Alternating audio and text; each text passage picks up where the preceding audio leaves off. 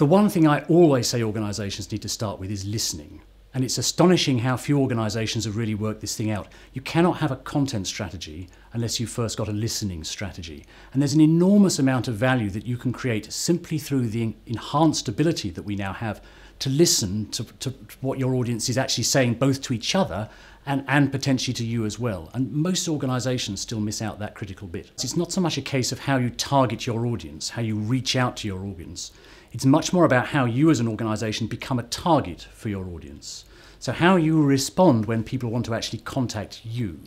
So the challenge really in this new space, in this new communications environment, is much more about how you respond to behaviour. It's much less about targeting and channel and message, reach and frequency, all that old-fashioned kind of stuff. The short-term threat is that you end up wasting a lot of money. And I think a lot of organisations at the moment are wasting a lot of money on ineffective social media strategies, often because they haven't yet worked out how to measure them. The longer term threat really is that you find your organisation becomes replaced by organisations that can be more responsive. I think the next big thing is going to be community.